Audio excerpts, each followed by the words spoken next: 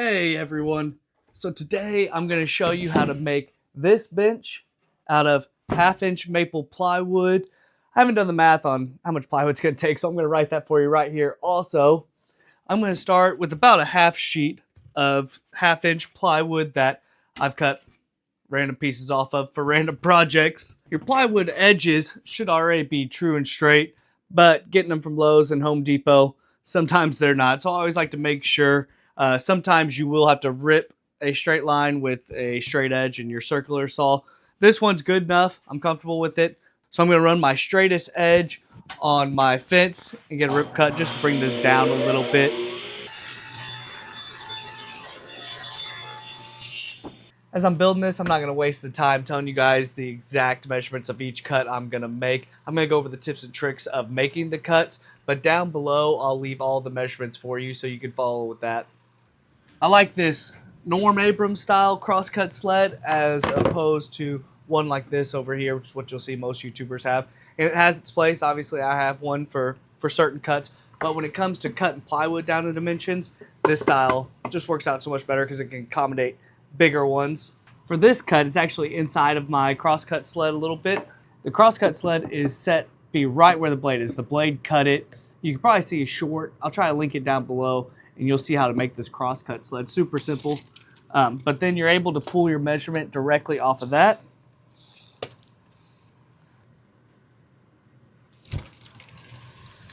There you go. I marked it directly on my crosscut sled. Now I can bring my board down. And since I know both sides are true, since I ran them across the fence, I don't have to worry about which one's here. But if only one of your sides is true, make sure that one's up on your fence.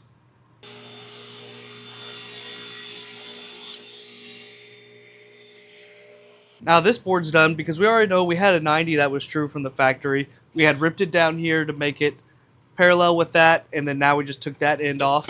So everything should be straight. One thing you should be doing throughout this process is marking your dimensions on each piece so you know after all this is done, you have a stack of plywood, you know which piece is which.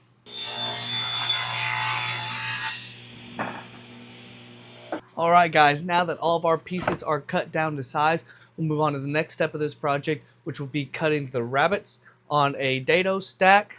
A rabbet is just this groove within the wood. It's going to allow our shelves to sink right on in. For the rabbet cuts, I'm going to use what's called a dado stack. If you don't have one and you're getting serious about woodworking, this is something you definitely need. At some point, you're going to need it. Might as well get it now if you're doing this project. If you don't have one, you don't need it. You can use just your regular table saw blade, and you'll just have to make incremental cuts. This allows me to set it directly at a 1/2 inch, make one pass, everyone's perfect. You can use whatever measuring tool you have that you feel comfortable with, but I want these to be cutting 1/4 of an inch into my piece of wood. So I'm going to set my tri-square here at 1/4 of an inch and then check them, lower them down, and then bring them up to your tri-square. Get yourself a test piece because inevitably if you don't test it, it's going to be wrong. Quick tip when it comes to these dados, you don't push it through as fast as you would on a regular table saw blade. You'll get this tear out. I did it fast because I'm just checking depth. So you really want to go slow. If you go slow, you'll get a nice cleaner cut like this one is over here.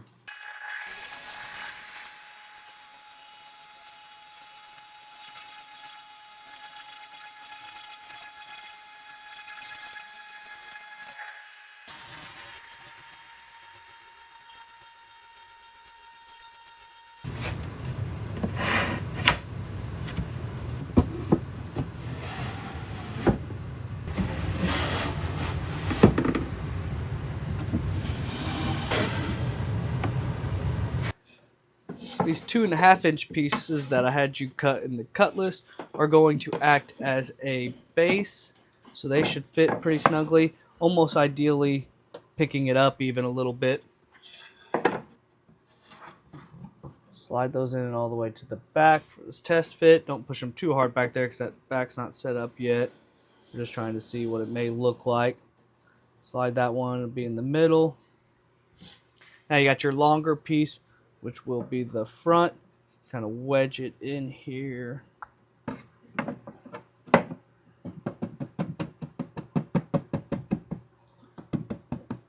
There we go. Make sure everything fits snug. It looks pretty dang good. The test fit's done. I hope you guys are as happy with yours as I am with mine. The rabbits are really nice because it allows us to test fit this, and then we can change anything if we don't like it. Really, I'm happy with mine. Few more things we've got to do. We've got things like the top. I'm going to do a nicer piece of wood there. The back needs rounded over. We got edge banding, we got sanding, we've got paint. So stay tuned. We'll go through all that. What I'm doing here now is just using this can to be able to mark a perfect round over for the sides of my top. So this is the back board, and this is going to come up above the tabletop just a little bit.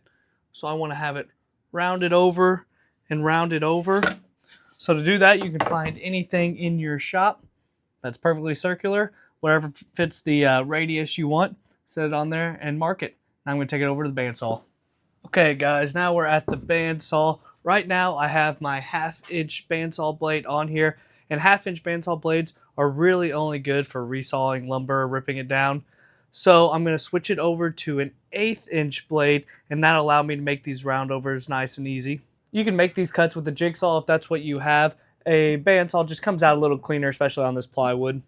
Whenever you're cutting a bigger piece like this, if you haven't thought it through, a lot of times you'll start trying to cut and you're running into the fence or the side wall here. So always plan out, okay, I need to cut it this way for that one, and then with this one, I can come around this way.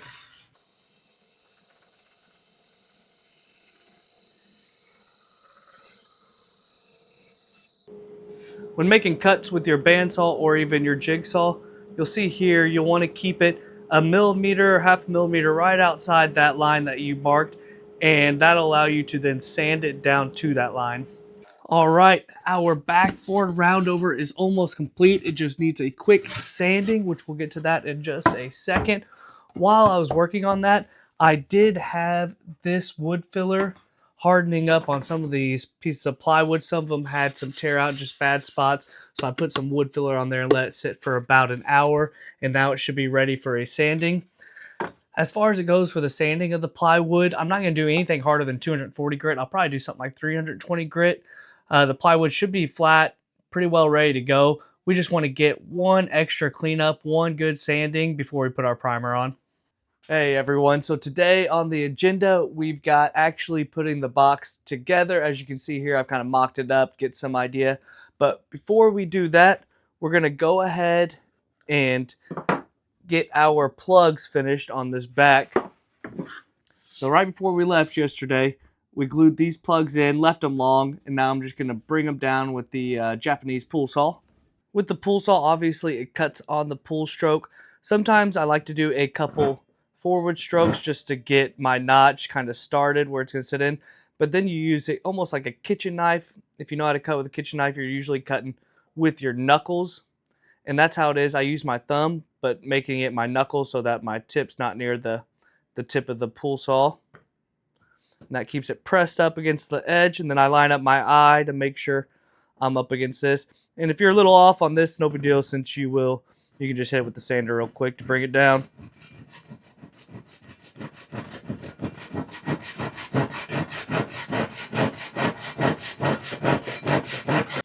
Go ahead and set this back piece to the side for right now, and we're going to move on to the actual carcass of the unit.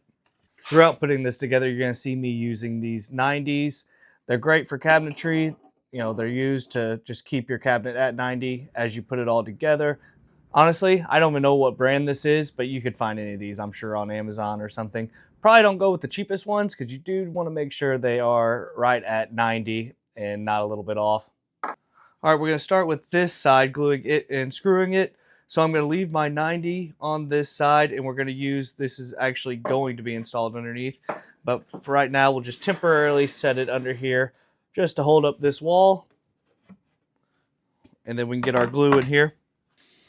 Doesn't need a whole lot of glue. Usually I just get it towards one corner, then it can work its way around. Now we'll go ahead and install it. I know I'm looking at the front of our piece, so I know it's going to be perfectly aligned, so I'm just finger aligning it, and we'll throw our 90s on.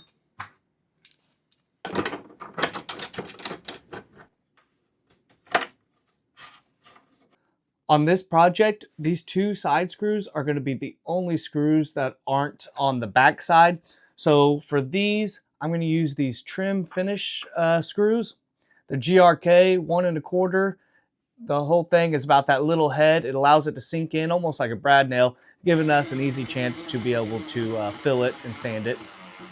Now that side is done, we'll let it set up, but we'll go ahead and start on the other side and do the same exact thing. All right, now we can install our center board here. Key thing to remember about this is that it lines up with the front of the box, not the back of the box. So when we line it up, we want to make sure it's going to be right here on this side. For the screws on this one, we will actually do the method of screwing from the inside here. So when we flip it up, we'll know exactly where to put it. We are going to flip it with the front of the box down. This table is perfectly flat, just a sheet of plywood. So that will simply allow me to put the centerpiece in, let it slide down to the bottom of the plywood, which will line it up perfectly with the front, and then we can shoot it. Looks great. Now, if you have any glue like we have right there, I like to use the straw method. Simply a straw allows you to get into these cracks. Crack out my old glue in there.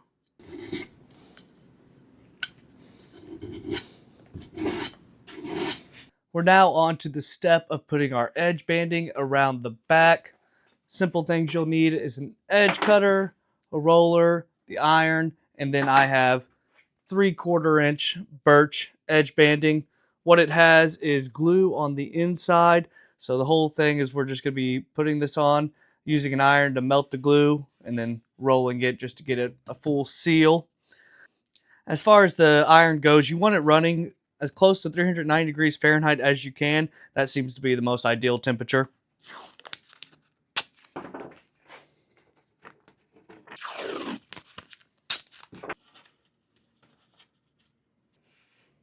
You really want to make sure you get that glue melted. You'll definitely do this after, but I like to do it as I go too, because this does take a little while.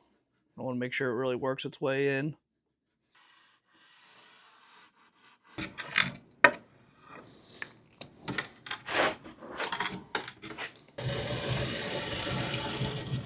The edge banding is completed. I also did a couple strips of edge banding on the front of this.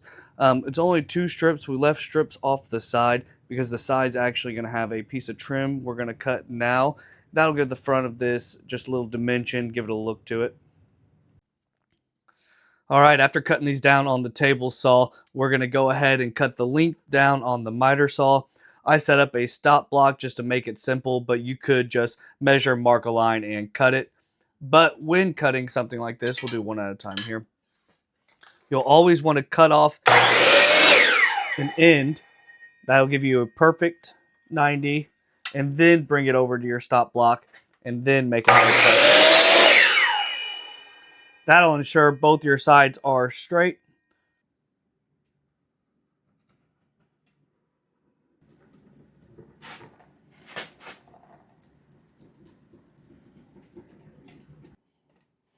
Big focus on this is to make sure the inside is lined up. The outside, if it ends up being a little long or anything, we can always shave that down easier.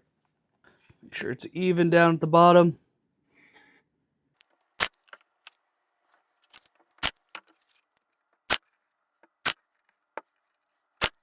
Put some wood filler in those pinholes. We'll let that dry. We'll go ahead and do the same thing for the other side. All right, guys, our front trim is on. We're letting that wood filler set up for a little bit. We'll sand it down later. Now we can finally install our back piece. For installing this back, we'll pull it off real quick, add a bead of glue in that rabbet, put it back on, and then we'll go to our 1-inch GRK trim finish screws. We'll start 2 3/4 inch up because we know that's where the rabbet is, and we'll be able to install it on the side to connect all those rabbets, and then we can work our way up to make sure we are at 90 on the inside of the box still. All right, we've got our screws in the holes filled. Now you'll see these 4 at the bottom. These 4 are actually going to be for attaching the frame. So we'll go and flip this over, put our frame in place, and then we'll have our holes ready to go. Now we're finally switching screws to these 3/4 inch Craig screws. I'm just going to use to attach these to the sidewall. Now the last part to this puzzle is just putting our little toe kick in. It's going to slide in just like this. We'll use our brad nailer to install this. We'll also put on a little bit of glue. Brad nailer is a little bit beefier than the pin nailer. We just want to make sure this doesn't fall off.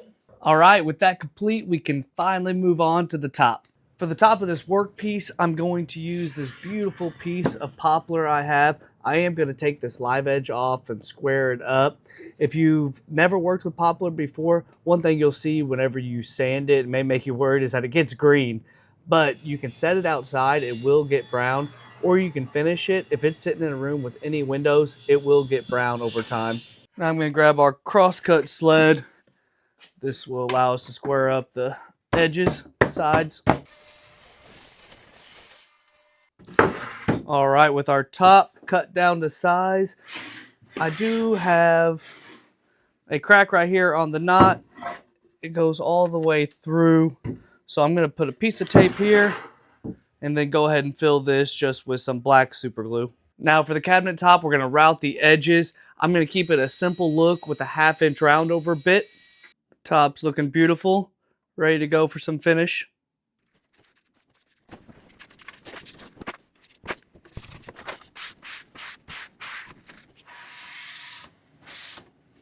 Our piece is almost ready for the top.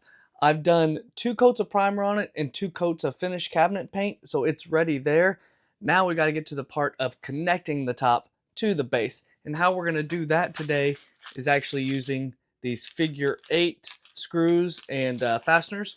The fasteners will be attached in a little groove that we'll cut out here so that the top can lay flat. The groove itself is going to look like this. You can use a Forstner bit, but when you're working with 1/2 inch plywood, it splits really easily. It'd be hard to do this with a Forstner bit, so a chisel is the best method.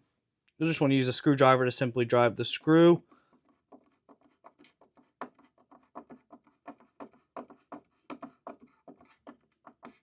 Finally, let's get the top installed.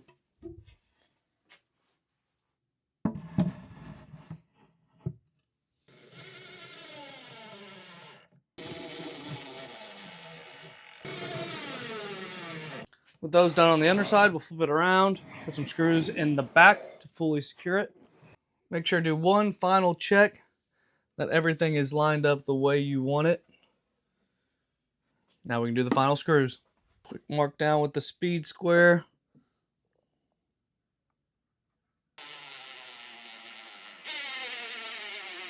All right, guys, we are done with our piece. It looks absolutely beautiful. Down below, I will have the measurements that I used for this and then some links on Amazon for the exact baskets that are going to go in here for the customer.